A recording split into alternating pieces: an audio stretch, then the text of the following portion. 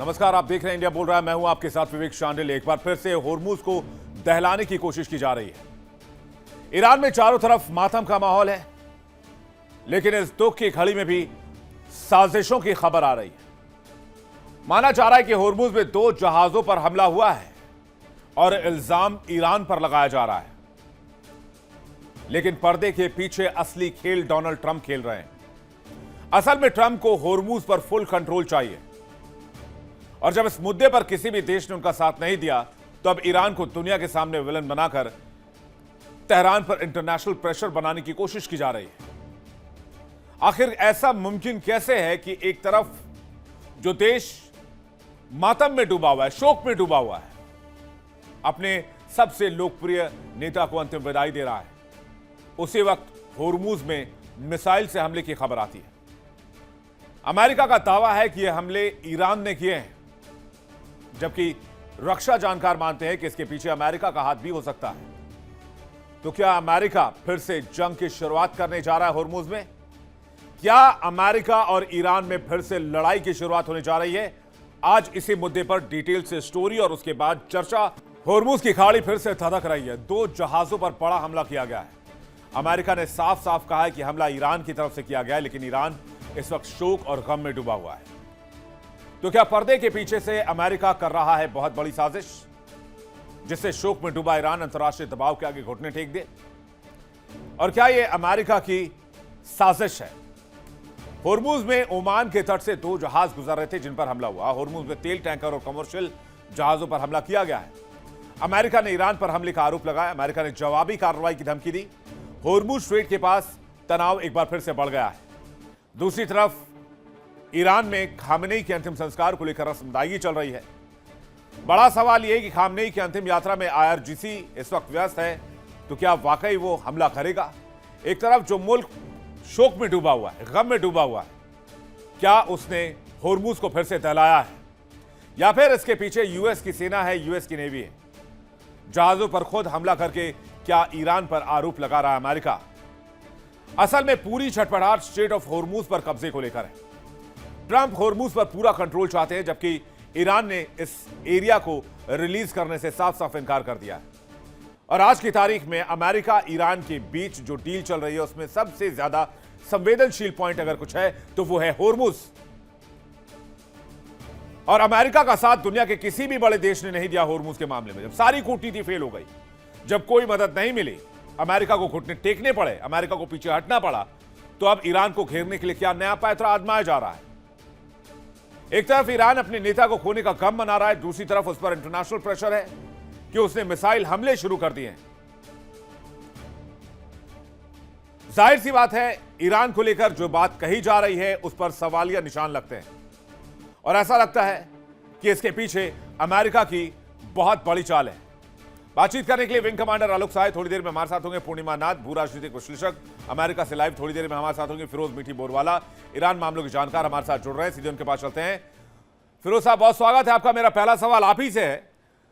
America का कहना है कि ईरान ने 2 जहाजों को डुबा दिया होर्मुज की खाड़ी में, और मंदेब स्ट्रेट में भी, लाल सागर में भी एक जहाज पर हमले की खबर है जो ब्रिटेन का जहाज था, जबकि ईरान की तरफ से ऐसी किसी खबर की अभी पुष्टि नहीं की गई है। हालांकि यह दावा किया जा रहा है कि ईरान ने कहा है कि हमारे इलाके से जो जहाज गुजरेगा उसे हमें हमारी शर्तों को मानना होगा। तो क्या यह अमेरिका की तरफ से कोई साजिश है, या फिर ईरान की तरफ से उकसावे वाली कार्रवाई? जी धन्यवाद साथी विवेक जी। एक्चुअली सिचुएशन अभी फ्लक्स में है। 100% बोलना तो मुश्किल है, मगर फिर भी मैंने जो भी पढ़ाई की है ये इशू के बारे में, देखिए ईरान बहुत ही स्पष्ट है कि हॉर्मुज का कंट्रोल वही करेंगे। उन्होंने कुछ एक मैकेनिज्म बना दिया जो ओमान और ईरान के बीच में इस हॉर्मुज को मैनेजमेंट के लिए उन्होंने कुछ तौर तरीके बनाए हैं, और उसमें उन्होंने रूट को तय किया कि अभी के टाइम पे, क्योंकि माइंस अभी है, ईरान ने जो माइन बिछा है वो भी क्लियरेंस उनके चल रहे हैं।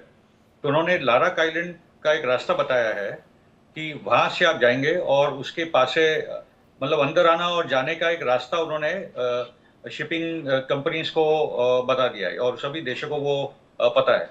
जी। तो उस कॉन्टेक्स्ट में और मेरा बोलना है कि इनफैक्ट इंटरेस्टिंगली के जो अमेरिका के एलाइज है सऊदी और कतर, उन्हीं के शिप्स ये पाबंदी को तोड़ने की बात करते हैं और ये माइनफील्ड वाले इलाके में आते हैं। ईरान के वार्निंग के बावजूद भी वो कंट्रोल वहां आगे बढ़ते हैं।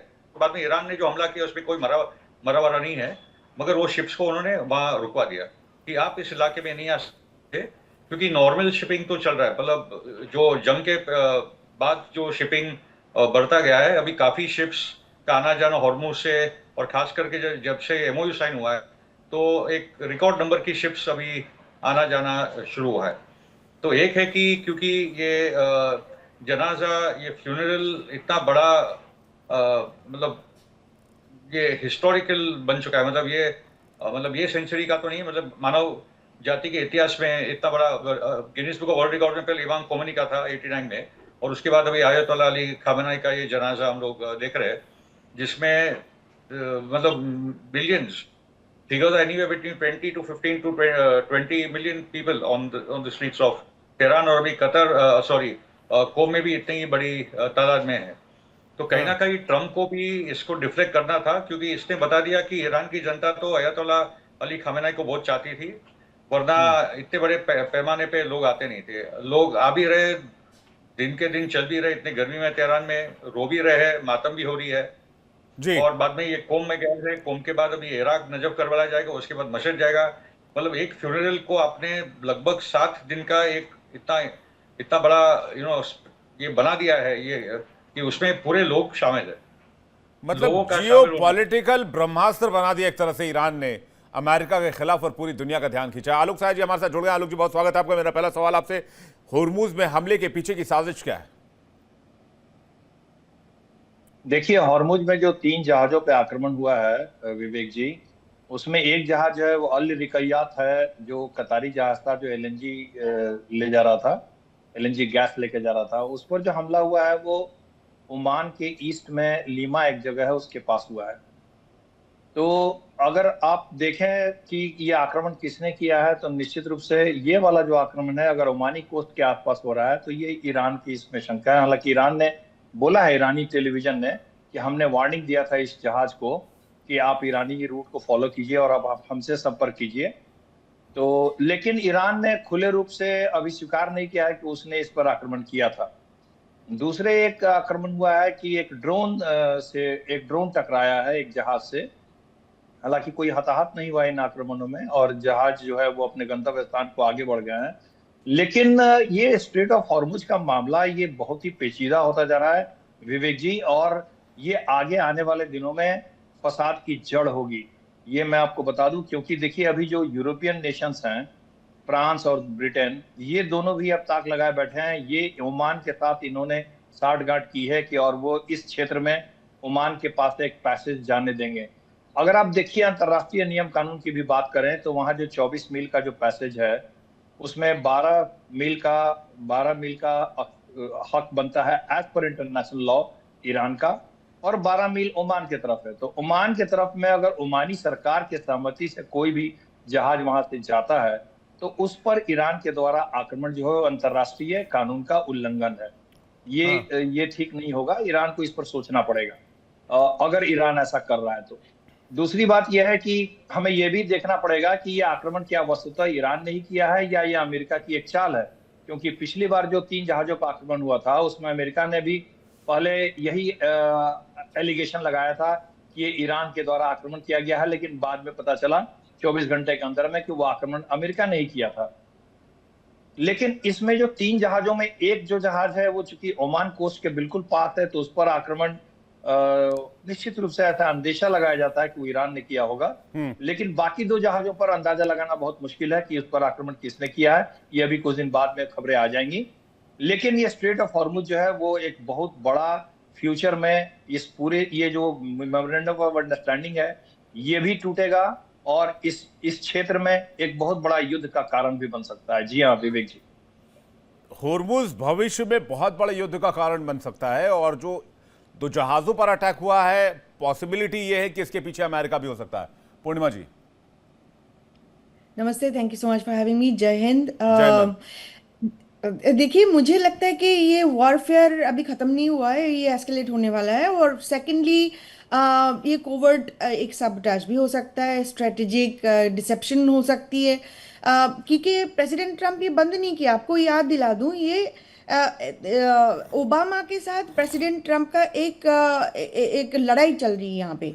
ये JCPOA का जो डील ओबामा ने बनाया था, बार बार ट्रम्प ने यही कह रहे थे कि ईरान के साथ अच्छे डील बनाएंगे। अच्छे डील क्या है, यहाँ पे इनका बेइज्जती होगी। अभी ये बेइज्जती उनसे सहा नहीं जाएगा। बिकॉज ऑफ दैट आप कभी ये ना सोचे कि ये वॉर खत्म हो चुका है। यहाँ पे डिसेप्शन करके ईरान के ऊपर ब्लेम करा के फिर से वॉर शुरू कराने का ये मामला भी चल सकता है। क्योंकि ट्रम्प की कॉन्वर्सेशन विद हेक्सेथ, हमारे डिफेंस सेक्रेटरी, और जो जनरल है, उनके साथ बंद नहीं हुआ है। सो ये अभी कॉन्वर्सेशन ये चल रहा है कि whether they are going to start attacking directly again. तो ये जो कॉन्वर्सेशन है, ये वेंस ने बताया था एक इंटरव्यू में, जहाँ पे उन्होंने ये स्पेसिफिकली बताया था कि बाइंग टाइम हो रही है।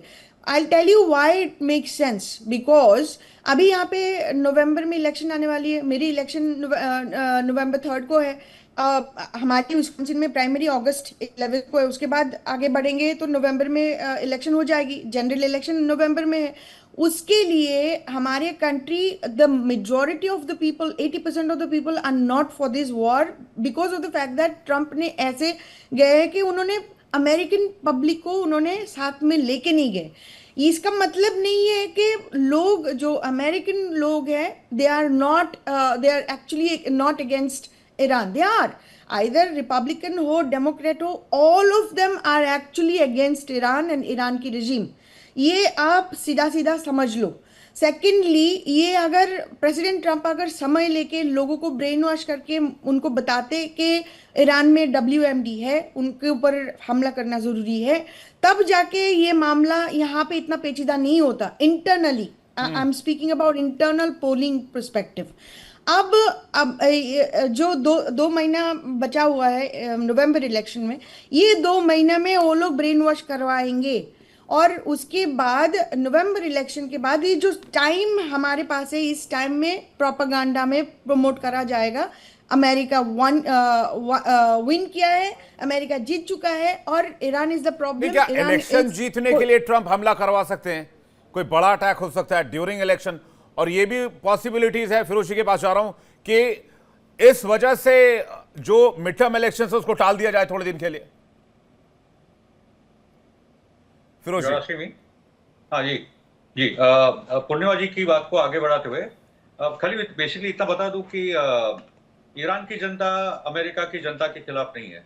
मेरे बहुत सारे की दोस्त अभी तेहरान में है, कोम में है। मैक्स ब्लूमेंथॉल जैसे वेल नोन जर्नलिस्ट है। Some fantastic American friends are right now in on the streets. और वो क्लियर कट है कि ईरान की जनता का प्रॉब्लम अमेरिकन सरकारें रही है या ब्रिटिश सरकार रही, जिन्होंने उनका तेल चोरी किया है, जिन्होंने सत्ता में डिक्टेटर्स को बिठाया है, जिन्होंने सत्ता परिवर्तन की कोशिश की है, जिन्होंने सैंक्शंस डाले, जिन्होंने 1988 में एक अमेरिकन ईरानियन सिविल प्लेन को आकाश उड़ा दिया था। ये प्रॉब्लम है। तो ईरान की जनता और ऑफ कोर्स अमेरिकी जनता का बहुत ज्यादा ब्रेन वॉशिंग, क्योंकि वहाँ की मीडिया इतनी खतरनाक है कि अमेरिकी जनता बहुत ही मतलब दे डोंट अंडरस्टैंड। वो एक वेस्टर्न माइंडसेट का ही प्रॉब्लम है, मगर वो भी बदल रहा है। दूसरी बात यह है कि अभी नेतन्याहू पहुंचने वाला है वापस ट्रम्प को मिलने, और जब जब नेतन्याहू जाता है ट्रम्प को मिलने, उसके बाद कोई प्रॉब्लम खड़ा होता है। एक तो लेबनान का बड़ा प्रॉब्लम है। आज भी रिपोर्ट है कि बहुत सारे टेंट्स में जहाँ सिविलियन बच्चे रहते हैं, वहां भी नेतन्याहू बॉम्बिंग की है। तो उसकी तो कत्लेआम लेबनान से लेकर गाजा में चल ही रहा है। तो अभी नेतन्याहू जाएगा क्योंकि अक्टूबर में वहां भी चुनाव है, और नेतन्याहू क्राइसिस में है क्योंकि वो हार ही रहा है। वहां के पोल्स बता रहे कि 120 सीट में से उसके अलायंस को 50 से कम ही सीट मिलने वाली है, और उसकी लिकुड पार्टी को तो 19-20 सीट ही मिलने वाली है। तो नेतन्याहू का अपना मसला है, ट्रम्प का अपना मसला है, क्योंकि वॉर इज वेरी अनपॉपुलर, जैसे पूर्णिमा जी ने कहा। इन्फ्लेशन का बहुत बड़ा मसला हो चुका है, और ये बिट्रेल है, क्योंकि मागा भी इसको बोला था कि was no regime change. Epstein file के ब्लैकमेल के कारण, और अभी जब से ये चुनाव चालू हुआ है, वापस एप्स्टीन के काफी रेवलेशंस मीडिया में आने लगे, जिसपे ट्रम्प पे दबाव बनाया जा रहा है। तो आई थिंक अभी और मैं जरा देख रहा हूँ, दो इंपॉर्टेंट लोग हैं, लैरी जॉनसन जो बेसिकली फॉर्मर सीआई है, और पेपे एस्कोबार जो one of the best connected journalist है। उनका बोलना है कि बेसिकली बातचीत चल रही है और ये 11 जुलाई को वापस एमओयू के लिए बैठेंगे, क्योंकि ये पता था, मैंने आपको लास्ट टाइम बोला था कि 3 और 9 जुलाई के बीच में जब पूरा की पूरी ईरानी सरकार लगी होगी ये पूरे फ्यूनरल में, ये अनप्रेसिडेंटेड है जो संख्या सड़कों पे आई है, ये रिकॉर्ड नंबर्स है, मतलब मानव इतिहास के लिए। तो 11 जुलाई पे जब ये बैठेंगे तब बात समझ में आएगी। सर प्रॉब्लम एक और है फिरोज जी, आप बातचीत की बात तो कर रहे हैं, लेकिन मुझे लगता है इस मेरे सवाल से आप भी सहमत होंगे, पूर्णिमा जी भी सहमत होंगी, आलोक जी भी सहमत होंगे, प्रॉब्लम वाइस वर्सा है। अमेरिका के लोग जंग नहीं चाहते हैं, ट्रंप के पास ऑप्शंस नहीं है। ईरान की सरकार डील करना चाहती है और ये सुनिश्चित करना चाहती है फ्यूचर में हमले नहीं हो, लेकिन ईरान की 9 करोड़ जनता डील नहीं चाहती है। वो चाहते हैं अमेरिका से आर पार का हिसाब हो, सड़क पर यही गूंज है। और अगर ईरान की गवर्नमेंट अमेरिका से बहुत बढ़ चढ़कर डील करती है तो वहां की गवर्नमेंट को दिक्कत है। नहीं, ऐसा नहीं है। देखिए, इतनी बड़ी मजमा जब सड़कों पे आएगा तो ये सब नारेबाजी होगी, बट ये सरकार के रूट्स अपने लोगों में है, और जब भी कोई फैसला होता है तो पूरा देश एक साथ खड़ा होता है, वो तो होता नहीं है। तो लार्जर लेवल पे, और मैं आपको बता रहा हूँ क्योंकि वहाँ का मीडिया पढ़ लो, वहाँ के हमारे जो वेस्टर्न फ्रेंड जो वहाँ के सड़कों पे से रिपोर्ट दे रहे हैं, और मैंने जो आपको नाम लिया उसमें बहुत पैट्रिक भी और एक बहुत कमाल के मित्र है हमारे भारत के भी पत्रकार, उनका आना जाना है जी। तो ऐसा नहीं कि ईरान की जनता कोई ये एमओयू बहुत ही मतलब वेल बैलेंस्ड है, ईरान के हक में है, और अमेरिका को उसका कोई नुकसान नहीं है। और के साथ मैं मानता हूँ कि अगर अमेरिका की ईमानदारी रही तो ये एमओयू आगे भी बढ़ेगा। बहुत बड़ी डिमांड आपने अमेरिका के सामने रख दी, अमेरिका से आपने ईमानदारी मांग दी, क्योंकि यही तो नहीं दे पाएगा अमेरिका, और खास करके ट्रंप, वहां का रिजीम जो अपने 250 साल के इतिहास में कभी ईमानदार नहीं रहा हो किसी भी देश के प्रति। आलोक जी। विवेक जी, देखिए, मैं थोड़ा सा असहमत हूं इनके विचारों से। एक तो ईरानी जनता में बहुत ही ज्यादा रोष है अमेरिका के खिलाफ, इसमें कोई शक नहीं है। और ठीक है, जो ईरानी फंडामेंटलिस्ट रिजिम के खिलाफ जो ईरानी हैं, वो हो सकता है थोड़े बहुत उनको उतना उग्र नहीं है, लेकिन एंटी अमेरिकन फीलिंग तो ईरान में है ही है। इस आक्रमण के बाद वो और भी ज्यादा तेज हो गई है। दूसरी बात यह है कि ये कहना कि ये अमेरिका क्या करेगा अभी, और क्या अमेरिका आक्रमण करने के बहाने ढूंढ रहा है, ये थोड़ा अभी बहुत ही ज्यादा फार फेस्ट स्पेकुलेशन मेरे को लग रहा है। लेकिन ये जो एमओयू साइन हुआ है, इसमें कोई शक नहीं है कि ईरान को काफी ज्यादा बेनिफिट है इसमें। और सिर्फ अगर ईरान ये बहुत बड़ी गलती करेगा, अगर सिर्फ वो स्ट्रेट ऑफ हॉर्मुज पर अपनी पकड़ पर की जिद पर अड़ करके इस एमओयू से बाहर निकल जाए और संधि न करे, तो ये ईरान की मेरे हिसाब से गलती होगी। क्योंकि इस एमओयू में जो संधि के शर्तें हैं उसमें ईरान की बहुत बड़ी जीत है। देखिए, न्यूक्लियर जो वहां पे यूरेनियम है, एनरिच यूरेनियम, उसको हैंडओवर की भी बात नहीं हुई है, और सारे सैंक्शंस हटा दिए जाएंगे, उसका जितना जब्त सीज्ड फंड है वो सारे रिलीज हो जाएंगे, उसके रिकंस्ट्रक्शन के लिए फाइनेंशियल ग्रांट की बात हो रही है, इतने मैसिव ग्रांट की बात हो रही है। तो हर तरह से ईरान को इसमें काफी फायदा है। ईरान ये भी देख चुका है कि अमेरिका को चपत वो लगा चुका है, पूरे विश्व में ईरान की जय जय हो रही है कि एक पहला देश ऐसा आया जिसने अमेरिका को चपत लगाई। ऐसे में सिर्फ एक मुद्दे पर, स्ट्रेट ऑफ हॉर्मुज के मुद्दे पर अटक करके और इस एमओयू से बाहर निकलना और फिर युद्ध की तरफ आगे बढ़ना, ये ईरान की बहुत बड़ी गलती होगी विवेक जी, ये मैं मानता हूं। देखिए इंडिया डेली 24/7 अब आपके स्मार्ट टीवी पर। इंडिया डेली मौजूद है सभी डिजिटल प्लेटफॉर्म पर लाइव और लगातार। इंडिया डेली 24/7 हर दिन राष्ट्र को समर्पित।